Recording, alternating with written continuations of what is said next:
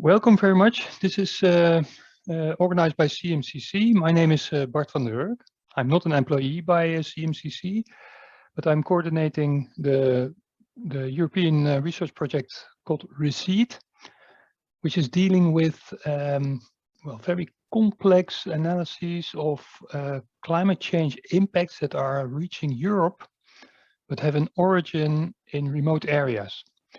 So, for instance, hurricanes that hit the east coast of the US have quite a big impact on the local, say, infrastructure and the production capacity of companies and the manufacturing chain. But because we are in such a teleconnected world, those local impacts, they cascade via the trade networks, via the diplomatic networks, via the financial interest, they cascade into the European domain. And so Europe is much bigger than Europe, if you can state it like that. And so also its exposure to environmental or internal pressures is much bigger than those pressures that take place on the European continent itself. And that is the theme of the research project RECEED. I'm leading this. I'm working in the Netherlands, in Deltares, which is a water research institute, but is dealing a lot with complex system analysis, spatial planning analysis, complex environmental risk, floods, droughts, landslides, whatever. And a lot of climate change is entering the portfolio of the assessments there. And that's why this project has a natural base in an organization like Deltares. Same applies to CMCC, a big organization with a very large portfolio of climate assessment, climate modeling, climate impact analysis. And so CMCC is an important partner in the RECEED project. And that's why I'm very pleased to hear that CMCC is organizing this series of webinars where topics that are of immediate interest to, well, actually the scope of the RECEED project, but also to the working arena of CMCC and its fellow institutes and colleagues abroad is being highlighted. And today we have an interesting talk by one of the partners in the project, Benedikt Mester, will give us a highlight on an analysis of what in remote areas, in say non-European areas, climate impacts that could maybe lead to floodings and other environmental pressures that will lead to displacement of people or displacement of economic activities. It's quite a big portfolio. And he is explaining the analysis that is taking place in that context. This is not a completed analysis yet. The project is in its first phase. So we have we started 1.5 years ago. So this is work in progress, but a lot of results can be documented and reported right now. After the presentation by Benedikt, a reflection of this work will be given by Essenfelder. And we will complete the webinar by a Q&A and a discussion with the audience. We have 26 attendees and 5 panelists, so that is a crowd. Indeed, keep your microphone and camera shut while you're not talking. But maybe at the end, when the Q&A is starting, we could afford to open up our cameras to have a bit more, say, social experience, I hope. At the end of this webinar, I'll have a few announcements of follow-up meetings that are also being planned. But let's first give the floor to Benedikt. Maybe you could spend a few words on your own background, where you got your degree and what is the context to set the scene. And yeah, please go ahead. I'm really interested in listening to your presentation. Okay, thank you very much, Bart. So yeah, my name is Benedikt Mester, and I'm a doctoral researcher at the Potsdam Institute for Climate Impact Research. Wait, just let me share my screen first. Does that work for you? Do you see it in full screen mode? Okay, perfect. All right, so I'm an environmental engineer by training, and I got my master's degree at the University of Stuttgart in Germany, and I focused on hydraulic and morphological modeling on a regional scale back then. And yes, I joined PIC roughly 1 year ago, and my work mainly deals with disaster-induced displacement risk. And we started with using our global flood model here at PIC to elaborate how the vulnerability of displacement evolved over time. And we also used this global flood model to make projections for the future.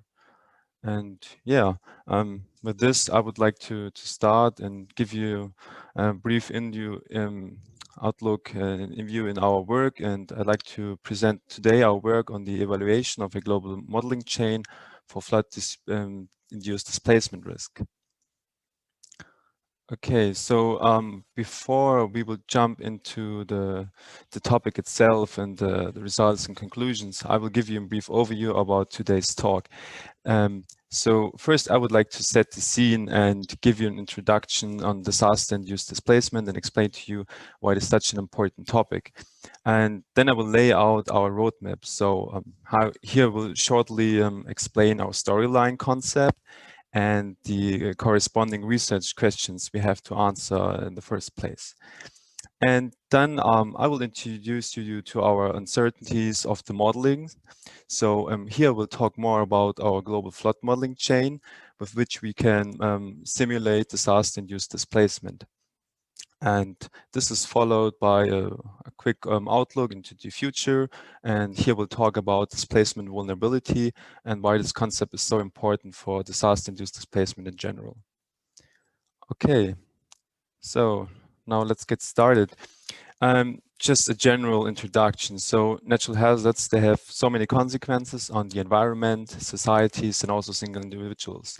And on a global scale, we see that most of the research focuses on the loss of assets and fatalities. And we want to shed some light on a less researched theme, which is human displacement. And yes, as you can see here from the bottom, it just got recently more attention by the scientific community, but human displacement is also very important for the EU. And this has to do with, as this displacement leads to a lot of migration and the corresponding disaster risk reduction. And that implies a lot of EU foreign policy applications. And within RECEIPT, we want to elaborate this connection more in detail. Okay, so now let me give you a brief introduction and a brief definition of displacement in general. So an internally displaced person is someone who got evacuated or left homeless after natural disaster.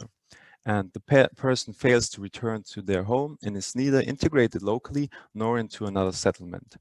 And what separates a IDP from a refugee, migrant, or asylum seeker is that the person stays within the national borders. And here, here's a slide which quite nicely illustrates the diversity of displacement. So what you can see here on the left side is an example of heavy flooding happened in Bangkok 2011. And you can realize that displacement, it hits low-income and developing countries, but it may also strike industrialized and high-income countries, for instance, Australia, what you can see here on the right side. So we saw heavy bushfires in the last seasons in Australia, which led to thousands of people getting displaced. And just to give you a numerical point of view why displacement is such an important number, such an important topic, here you can see the total displaced people due to the natural disasters according to IDMC. This is the Internal Displacement Monitoring Center. And you see that almost 25 million people got displaced due to natural disasters in 2018, of which were 10 million people just to floods. And in fact, if we look back into the years of 2008 to 2018, we saw that more than 50% of the people who got displaced were displaced due to floods. So that's why we said, okay, we want to set our research focus on floods in general and yeah, elaborate the concept of disaster-induced displacement following this hazard. Okay, now I will shortly talk about the storyline approach we developed and some of the corresponding research questions. So as I laid out before, climate variabilities and extreme events lead to displacement, and that in turn has tremendous effects in the EU. And it is the common scientific expectation, and also according to the projections from the IPCC, that we will see under further climate change, floods gonna increase, and they're gonna become more destructive, and also they become more frequent. And that of course has severe implications for displacement risk in general. So that's why we want to develop several displacement storyline within RECEIPT. And we're going to use our global flood model, and we're going to concentrate on 4 hotspot regions, which are displayed here on the left side. So these are namely the countries of Nigeria, Egypt, Ethiopia, and Mozambique. And now I would like to talk a little bit about our storylines. So we have 3 storylines on the past, and the first one is we would like to simulate past extreme floods with today's exposure. So what that means is that we take some of the extreme events happened in the 70s or in the 80s, and we're going to have a look what would have happened if these flood events would have happened today with today's population numbers and population distributions. And we're also going to have a look at the other way around. So we're going to take one of the most recent extreme flood events, for instance, Mozambique in 2007 or Nigeria in 2012. And we're going to have a look what would have happened if these events would have struck the countries, let's say in the 70s or in the 80s. And then for the third storyline on the past, he will use just a recently developed approach from our colleagues at PIC. So they basically removed the signal of global warming from observational climate data. So they basically remove the global mean temperature related shifts due to climate change, and they generated a counterfactual climate data set. And what's nice about this, that it preserves the internal variability. And with this data set, we can drive our global flood model. And so we have, as an outcome, a counterfactual impact event, which we can directly compare with the observed impact event. And from the difference, you can tell the impact of climate change. And yeah, so, and now I'd like to talk about the storylines in the future. As you can see with the global flood model, we just can only simulate the past and simulate affected people. And with that, we can derive the number of displaced people, but we can also make projections for the future. And we're going to concentrate on the representative concentration pathways and also the shared socioeconomic pathways. We will also include a set of vulnerability scenarios, and I will talk later on more about the concept of vulnerability. Just briefly over here, it's a concept which tells you what's the fraction of affected people, how many of those people gonna be displaced in the very end. And vulnerability is a spatial and a temporal depending factor, which is really highly depending on socioeconomic factors. And the big link we want to close to our EU project here and within RECEIPT is that with our storylines, we want to identify future policy needs, which are important for humanitarian development aid. And we also want to highlight potential sources of social and political instability. So some of our colleagues, they currently have some ongoing research, and they have a closer look how displacement leads to urbanization, and that in turn leads to social unrest, political conflict, and eventually international migration. Okay, and So, but before we can like really jump into the development of the storylines, we have to first answer two research questions. So the first one is our flood model capable of capturing past displacement events? And for this, we set up an evaluation of the global flood modeling chain study. And this is the core of today's presentation. And I will just shortly talk more about the results of this. And the second biggest research question we have to answer is, how does the vulnerability of flood-induced displacement depend on socioeconomic factors? So before we make projections for the future using the vulnerability, we have to gain a better understanding of vulnerability by assessing past displacement events and deriving the vulnerability and the depending factors. And we have projections for the future of different socioeconomic factors, for instance, GDP or social inequality or urbanization.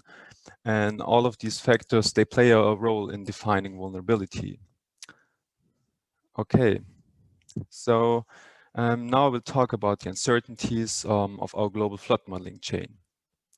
So the global flood modeling chain is depicted here on this slide. And as you can see, climate reanalysis data that covers meteorological data, for instance, global surface temperatures or moisture, radiation, and other meteorological factors. They serve all as an input for global hydrological models. And global hydrological models, they transform this meteorological information into surface runoff. And that in turn serves as an input for our global hydraulic model, Karma Flood. With Karma Flood, we can simulate on a daily basis water levels and flooded area fractions. And if we overlay our global flood model results with population numbers and distribution, we can derive the number of affected people. And by multiplying this with the corresponding vulnerability values, which is like really varying between country and even for regions, we can derive the displaced people. However, we have for each of our input steps, which is namely the reanalysis datasets and the hydrological model, we have different model and product options. And we ask ourselves the question, are these input model combinations interchangeable, or are some to be favored if you want to simulate displacement risk? And for that reason, we set up a case study covering 8 historic flood events on 4 continents, and we can cover a variety of climates and hydraulic characteristics. And 2 of our major floods we're going to have a closer look on are Nigeria and Mozambique. So these are also the 2 of the hotspot regions. We have no satellite imagery for Ethiopia and also not for Egypt. But we can derive from our other case studies we're going to have a closer look at, we can derive the characteristics and check as some sort of proxy if our global flood model works within these similar climate and vegetational regions. And we evaluate our results of the simulated flood extent against satellite imagery, and we use model agreement maps and spatial performance metrics.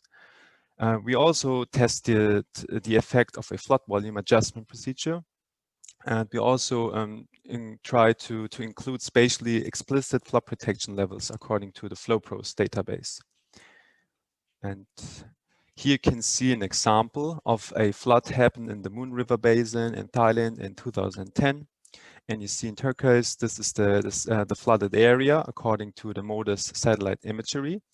And in yellow, you see the dashed line, which is our area of interest. Okay, let's go over to the first results. So what you can see over here in this panel on the left lower corner, this is again the flood that we just saw before from Thailand. And in the background here in gray, you see the satellite imagery in gray. And I laid over this the result from Karma Flood, which was driven by 1 hydrological model and 1 climate forcing. And you can see here in blue, you see, or in purple, you can see here the flooded areas according to our model. And if I superimpose this with the other karma flood results driven by the other 10 hydrological models, we get a so-called model agreement map. So you see here different colors, and a reddish pixel indicates that the agreement among the hydrological models is high, that very pixel is flooded. And you also see some greenish and also some bluish areas. And here is a low agreement among the hydrological models present. We did this exercise also for the other two climate forcings. And you see that within the climate forcings, so each panel, there's a high agreement among the hydrological models. However, we have also some parts where we see some deviations. And also, if you have a look between the climate forcings, you see that there are mostly similarities present, but there are also some deviations regarding, for instance, the central part of the flooding. And to get a better numerical point of view and assess not only this region, but also the others, we computed so-called spatial performance metrics. And I would like to talk about first about the critical success index. So what we basically need to compute the score is we need the model flooded area, which we have from Carver flood. And we also need the observed flooded area, which we derive from the satellite imagery. And we can build the intersection area of the two, and we can also compute the union area. And if we set both values into a ratio, we get the critical success index, and it ranges from 0 to 1, whereas 1 represents a perfect model fit, and it's regarded as one of the most comprehensive scores. So in this table over here, you see the result of one of the climate forcings. And you see here, I hope you see my cursor. Each of the columns here represents one of the hydrological models. And each of the rows represents one of our case studies. And we are going to have a look at our example from Thailand again. So what you can see over here, these are the Csi scores for each of the hydrological models in the region of Thailand. And I made a big black box around the model which performed best within this region. And you can see by comparing this result with the others that it's not that way off from the others, and more or less most of them are pretty okay in the pretty same range. And we can observe this for most of the other regions, that our hydrological models, they really perform similar. But we have some regions, for instance here, the third row, Chemba in Mozambique, one of our hotspot areas, that we have one hydrological model, which is VIC, which really performs poorly and just gets a Csi score of 0. But we cannot derive from this that generally this hydrological is bad and we should leave it out of our simulation runs. For instance, if you look at the second last row, which is Dalby in Australia, you see that this very hydrological model, VIC, is actually performing best. And so what we did then, we also had a look if we include the flood volume adjustment procedure and the inclusion of the flood protection measures. And what you can see here in this plot, if we average our results for every climate forcing over the hydrological models, we get these red, orange, and blue whisker plots. And we get this one time for our default setting, which are the results I was just talking about. And adjust, that means the incorporation of the flood volume adjustment procedure. And protect, that's the flood protection measures. And adjust plus protect means that's a combination of the two-letter one. And what we can see fairly well from this Csi score comparison over here is that actually our default version performs best, and the inclusion of this flood volume adjustment procedure, even though it's a sophisticated concept, does not improve our results. And this is the same case for the inclusion of flood protection measures. And here's another plot I want to show you just quickly. So this is the bias score, it basically tells you if the bias is above 0, that we have an overprediction of simulated flood extent, and if the bias score is below 0, that you have an underestimation of simulated flood extent. And again, what we can just see from this plot is that we have no improvement if we use these other concepts. So that's why what we can derive from the study is that we will stick to our default concept when driving our global flood model. And we also going to use a multimodal, multi-forcing ensemble approach. And this is especially the case when we have no prior knowledge about the strength and weaknesses of our hydrological models within a specific type of region, as we just saw before with Mozambique. And now I will give you an outlook about our displacement vulnerability. So what you can see here on the right side, I displayed the flood displacement vulnerability per country. And red indicates that we have a really high vulnerability. So that means if a flood takes place, a lot of people get displaced, whereas the blue countries mean that the vulnerability is really low. And right now we are making further assessments as we want to determine the flood displacement vulnerability on a sub-national level. And we also want to establish a vulnerability function and find patterns in the data using nonlinear multivariate analysis and also machine learning algorithms. And we want to use a set of predictors of different categories. And here on the right side, you can see the different categories. So we have the economical dimension. So we're going to have a look what's the role of GDP in government debt. And we're also going to have a look at politics, legislation, demographical variables such as age cohorts, population growth, and also social parameters, for instance, social equality, poverty, or education. And from a preliminary study, we saw that the usage of these socioeconomic factors is a fairly good tool to predict if flood did take place in a very country in a specific year. And from that, we gained more confidence we should use these predictors to define the vulnerability itself. And yes, so this is almost the end of my today's talk, and I hope you got a better insight about the uncertainties of our global flood modeling chain. And we think this preliminary study is like really important to quantify the uncertainties that we're dealing with, and it's just important to get a better knowledge about your model before we make like simulations of the past and the future. And what we also saw from the evaluation of the simulated flood extent, that we have for some parts deviations, and we saw that this will also translate into higher deviations of affected people, which has severe implications for displacement. And we have currently the first ongoing work with the first storylines on the past, and hopefully with our further displacement vulnerability studies, we will also able to make future projections on the different RCP and SSP scenarios. And I'm looking forward to your questions, and I'll be hopefully capable of answering them. Thank you very much. Yes, thank you, Benedikt, for this nice insight and indeed the model evaluation part.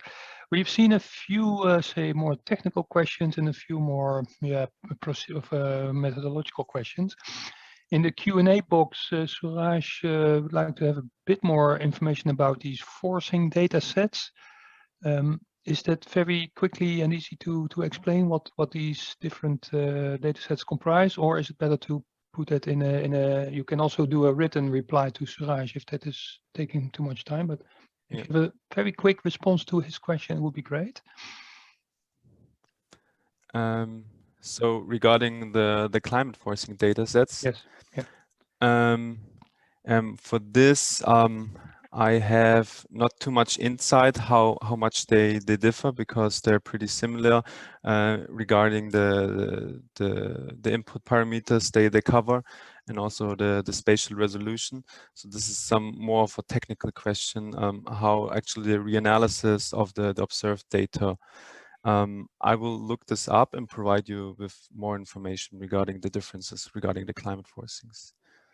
Yes, it's a standard data set that is also used in the EasyMap program, and it's to indeed cover some kind of an observational uncertainty or forcing uncertainty in the projections.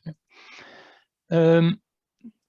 I put in a question on this flood protection, and it was a bit a surprising result that you, including that flow-pros data, that you actually get worse scores, and also. Yeah, the reflector that is going to talk after you is also asking about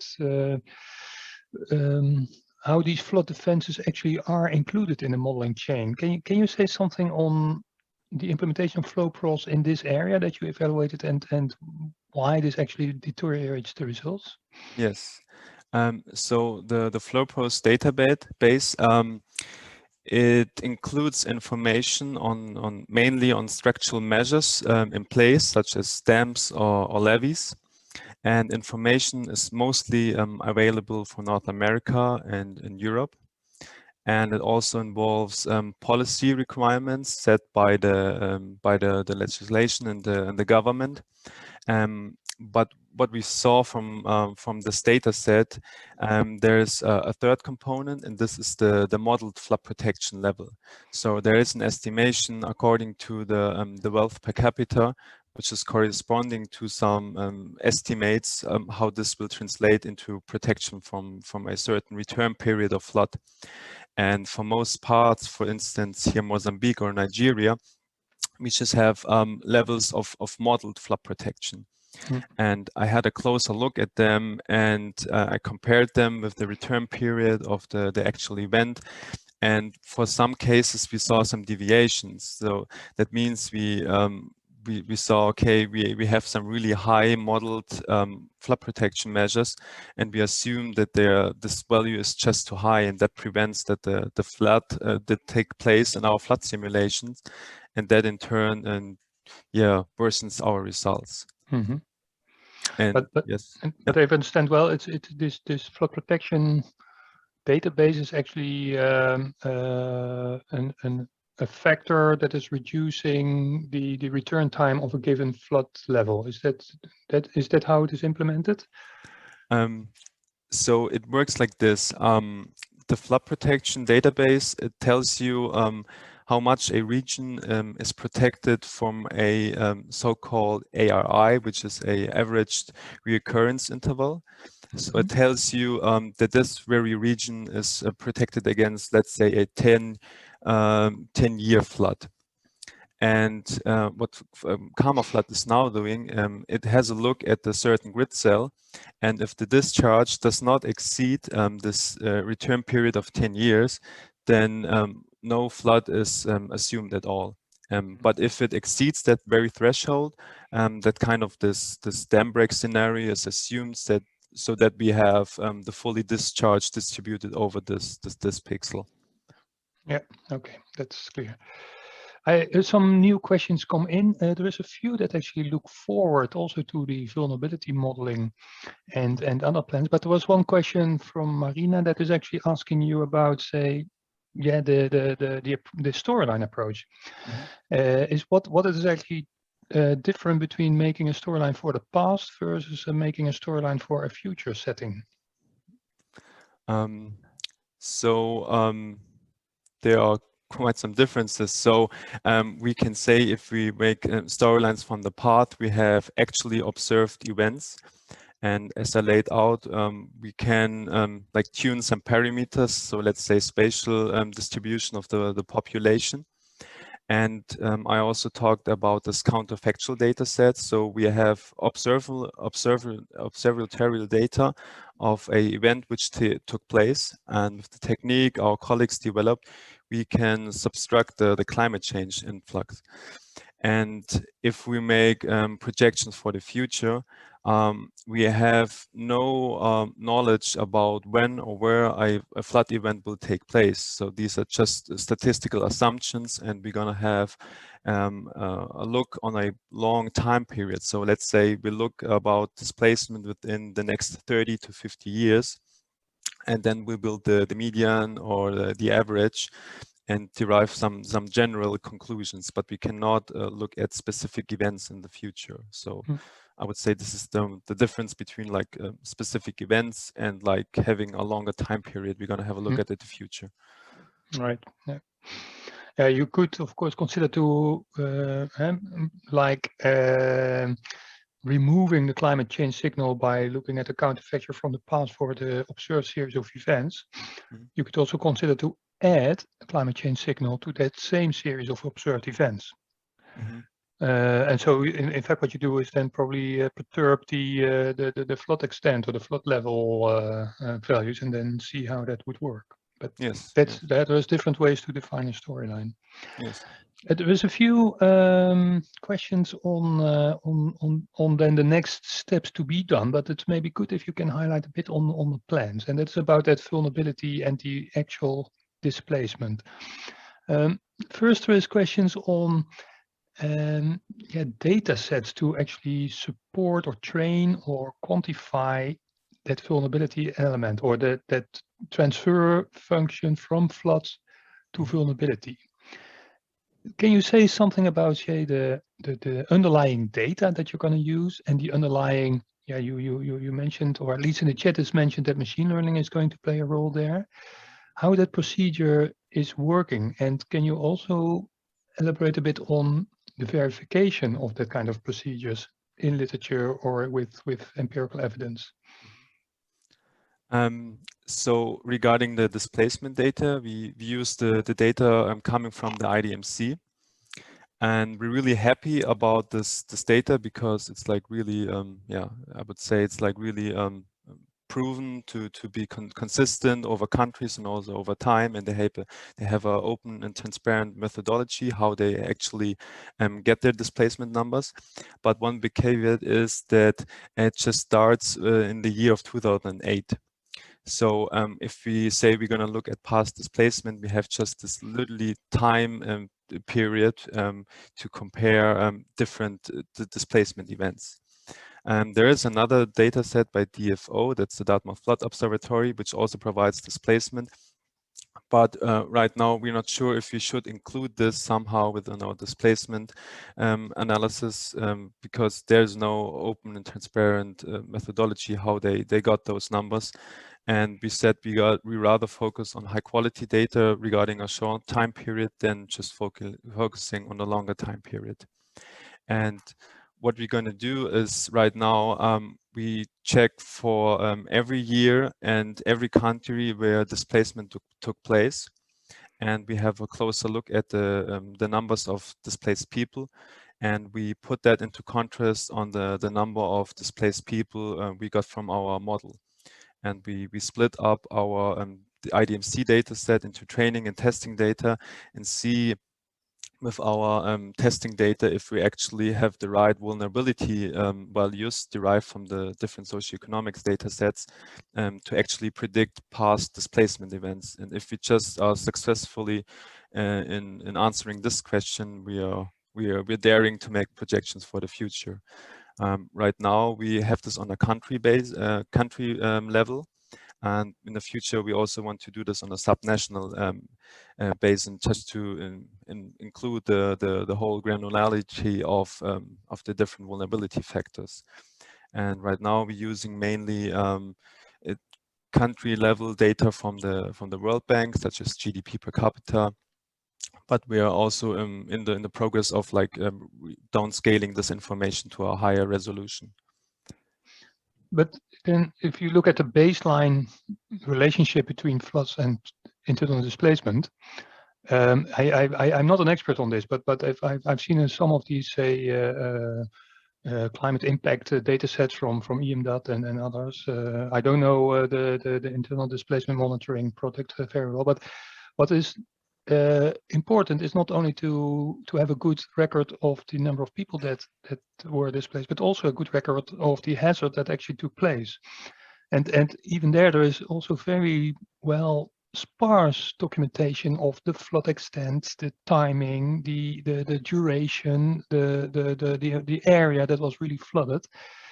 And obviously, if you train a displacement parameter on a hazard parameter, you need good data on both sides. Is there confidence in the quality of the flood data that you have in these data sets? Mm-hmm. So, well, that's basically what we were trying to answer with this evaluation of our global flood modeling chain. And that's another caveat, that we have just satellite imagery starting in the mid 2000s. And currently our global flood model, it ends in the year of 2012. And that just leaves us a little time period where we can compare our Karma flood, our global flood model, with satellite imagery. And well, what we just saw from our results, that for most events we are fairly okay in like getting with hindcast the simulated flood extent.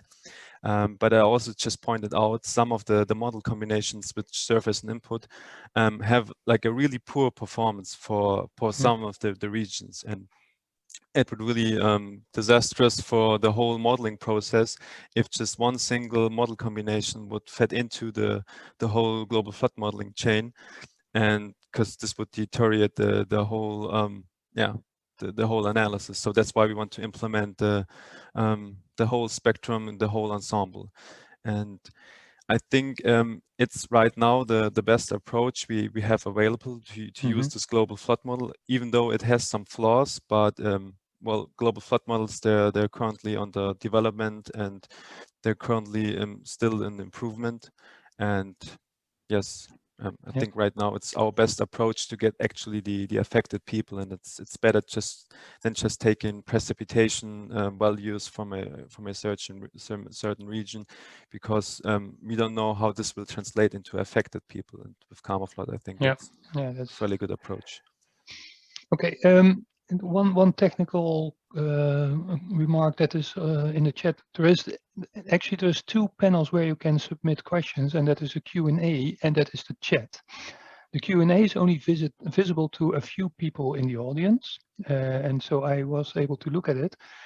In the chat, the default setting is that if you put in a chat, that your question will only be directed also to that small people of so-called panelists. However, you can also go down and submit a question. At least I can. I hope you can too as well. In the to field, the addressed people field, you can also select all panelists and attendees, and that allows the entire crowd to see the questions. And there's some requests for seeing all the questions from the people by everybody. So what I would like to do is thank you, Benedikt, for this presentation and the questions so far. I would like to hand over the floor now to Arthur Essenfelder to give a reflection on this. But while Arthur is talking, you may repose your question or additional questions, but try to select the all panelists and attendees when posing the questions. Arthur, thanks a lot. You are a postdoc at CMCC, expert in climate change impact analysis and policy analysis. And yeah, you're ready to reflect on Benedikt's work and the work in general in this work package. Thank you so much, Bart. Thank you also, Benedikt, for this very interesting presentation. So actually the reflection that I'm bringing, I think it might be also very much interesting to the audience, but it's also interesting for the project partners as well. Basically what I'd like to bring here and to discuss is to show some kind of, let's say, bridges and connections that would be interesting to be done between the work package and the results and the analysis that Benedikt just showed, but something that can also like be interesting to be explored, or also like exchange information with the work package 7, which is dealing mostly with coastal defenses and the coastal infrastructure. So this is looking mostly in Europe, but of course, as already mentioned by Bart, like information is coming global. So like the forcing of sea level rise is coming from other parts of the globe, which is actually leading to these problems that we can see of cost of flooding, for instance. And cost of flooding, then it's something that I say here that could be interesting also to be incorporated into the work that Benedikt is showing as a kind of multi-hazard assessment. So far we saw, correct me if I'm wrong, maybe later on, but it's dealing only with riverine flooding. While the coastal part it's left out of the analysis. So it'd be nice to also like to try to incorporate that and see like how a kind of multi-hazard scenario would be affecting like the displacement of people.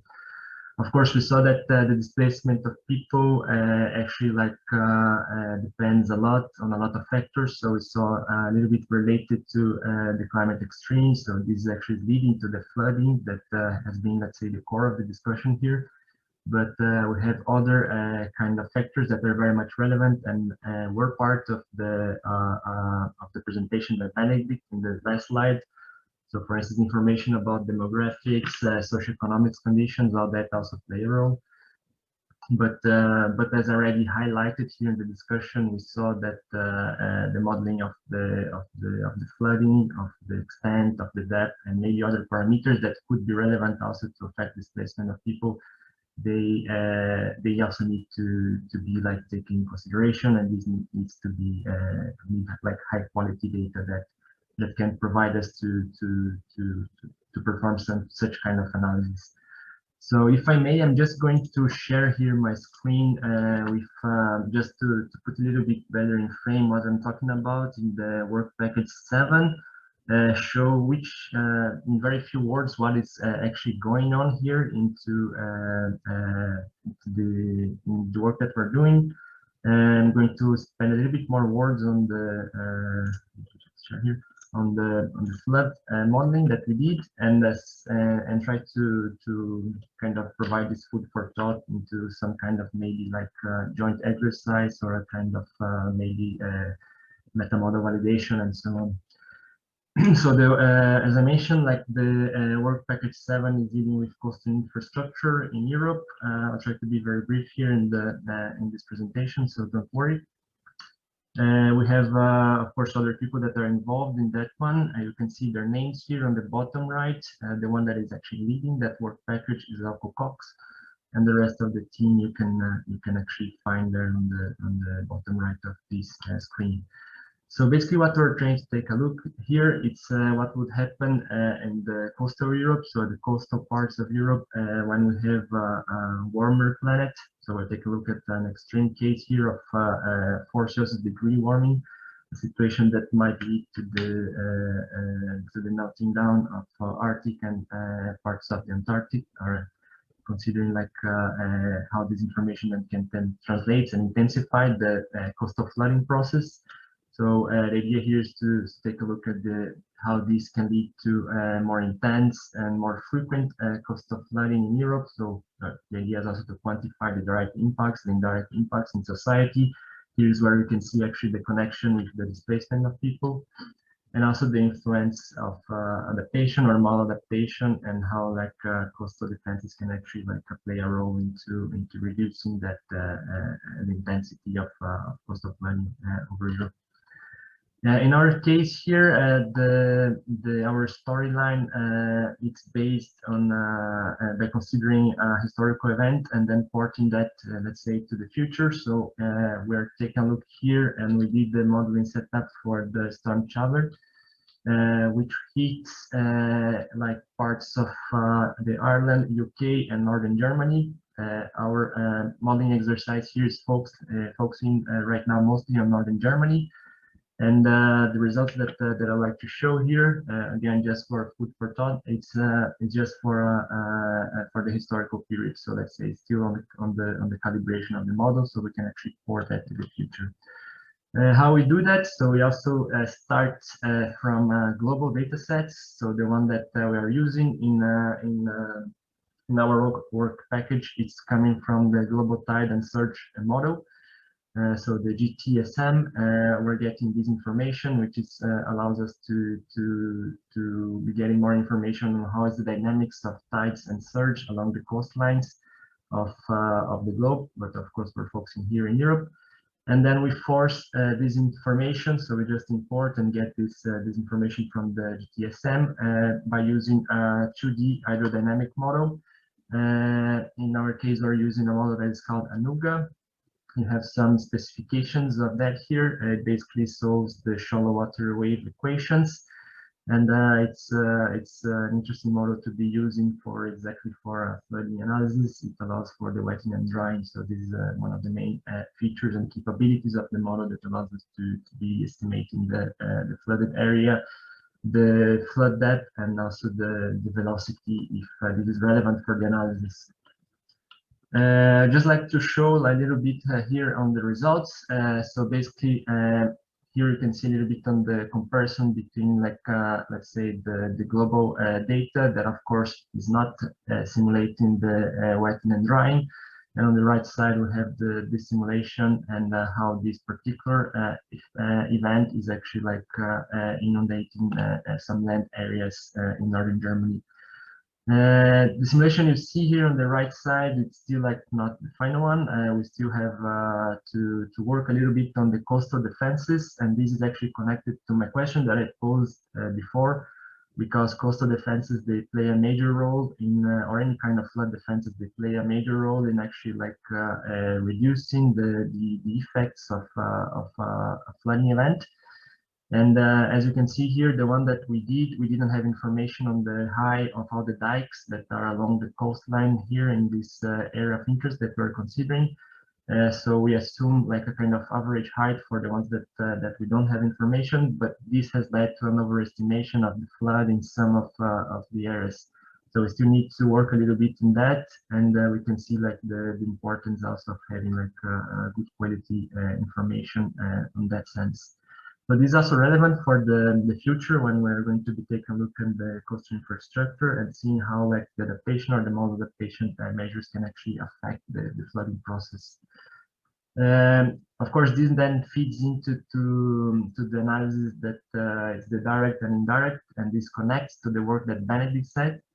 And these kind of highlights and summarize which can be like, let's say, the synergies and connections that that could be emerging from this project, but also not from that, also from for the scientific community.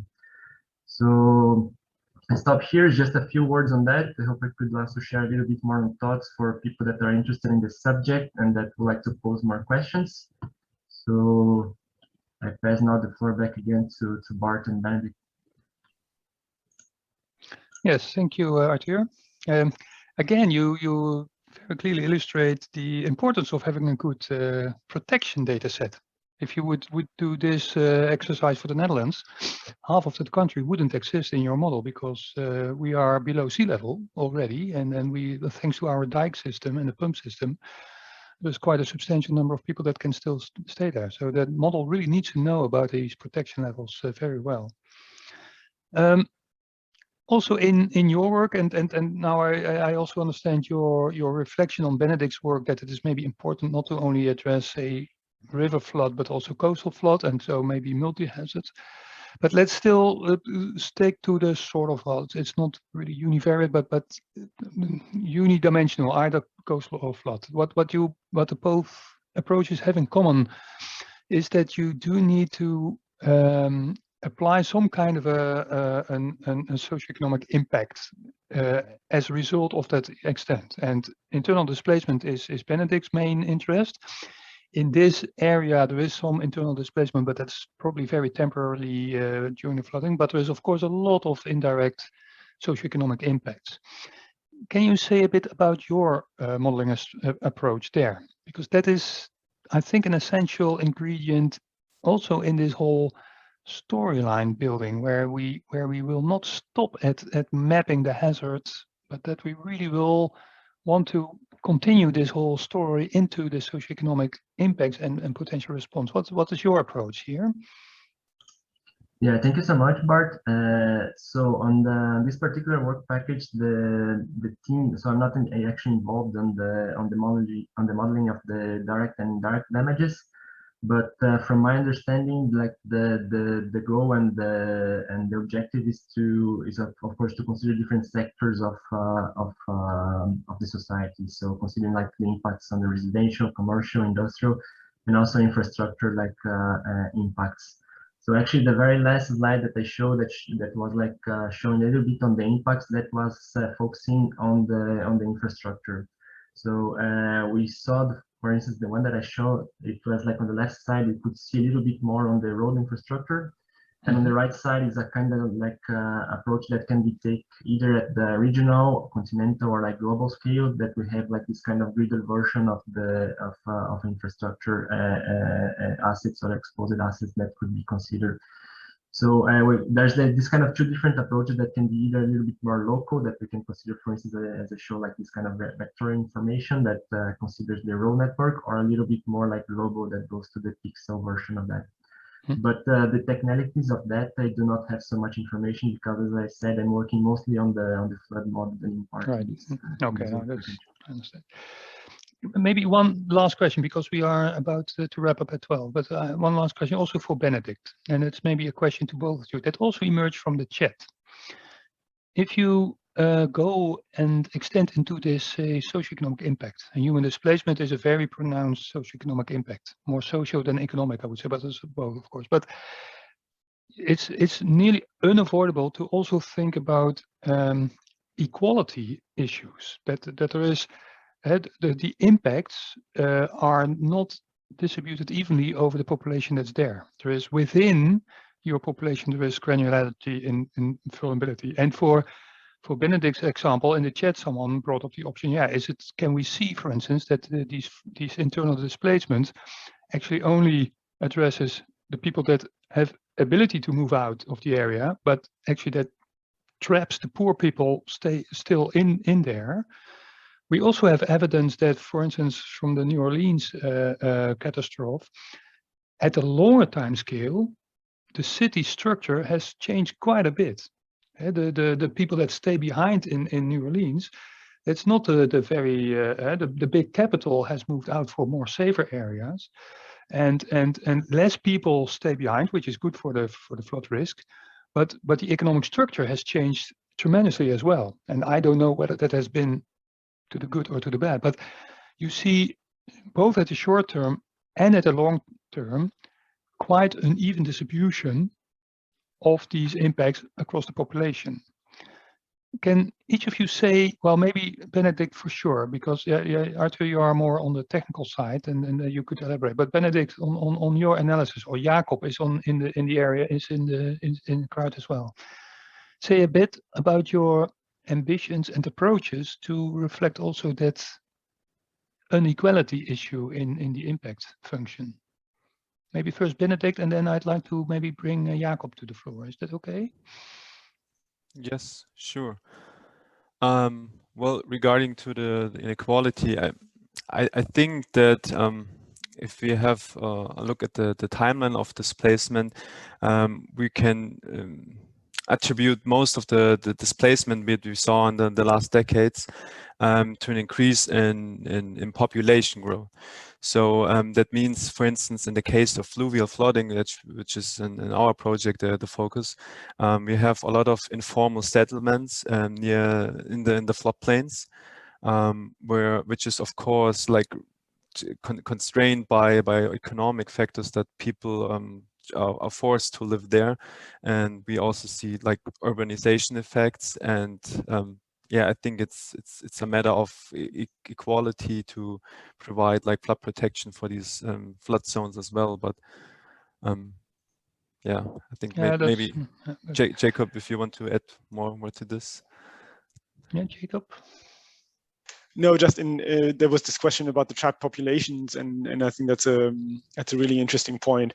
And I simply don't know if we will be able to see something like that in the data, right? But that would be a really interesting analysis to see if there's actually nonlinear or non-monotonous relationship between an indicator such as poverty or income or also more, structural factors, if we can get data for housing types or something like that, what Ben was alluding to, and displacement risk, right? So that we might find that, of course, poorer people tend to be more vulnerable, but then maybe the poorest actually stay in place and they don't appear, and we think they're not vulnerable, but actually they're vulnerable, but not able to move.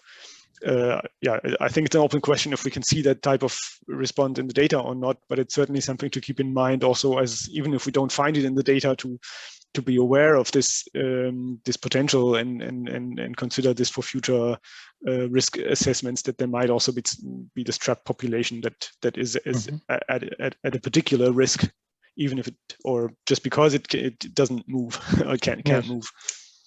Yeah, and also as Benedikt says, that there's maybe unregistered or not or formalized residential areas that may need to be incorporated as well. Yeah, thanks a lot. Let me conclude this interesting seminar. That it's very good to have these displays of, say, the evaluation of the technical abilities of these hazard models and the impact models, etc. That is important to determine. In the RECEED project, we are indeed promoting the construction of full storylines that start with the climate event, but go all the way to the socioeconomic response of it, which is a challenge. There's lots of subjective choices to be made on what you consider to be part of the storyline, and also what you consider to be, say, the indicator of interest. The metric that you measure the impact with is a subjective element, but very important to explicitly consider. And this is a very good example. If your metric of interest is just the number of people, you get a different answer than when you say the metric of interest is the number of people that have now less coping capacity for future development. Yeah, because then the poor people will stay behind. That's not included in your first indicator, but is the long-term impact at a societal level that may be more important to consider than just the number of people that move out. And those are very good examples of the scientist's duty to define your metrics with due consideration of what you actually want to map. And that is a subjective element, but can be justified, at least needs to be documented very well. And I really invite all of you that are working on these climate impact analysis and also these storyline developments to pay due attention to the definition of the impact indicator, so to say, that you are displaying in your scientific analyses. Well, with this concluding remark, I think that's a very nice topic for research in our future work. I'm concluding that this webinar is the first of a series that CMCC is planning. 2 upcoming dates have been planned already, the 28th of May and I think the 16th of July. This is all a Friday. I'm invited to chair these webinar series, and I'm very happy to do that and also be there as well. I don't know yet what will be the topic and who will be the invited speakers, but at least these dates are in the agenda and you will be alerted for these, I'm sure. This session is recorded.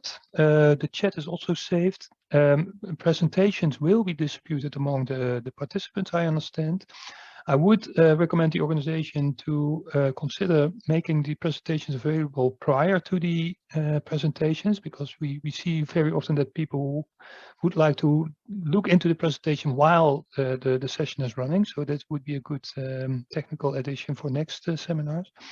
But this is a very good initiative to promote the discussions on the field. And yeah, I got a lot of inspiration. I really thank Benedikt and Arthur for their lightning contributions. I like the organization, Elena particularly for setting up the technicalities.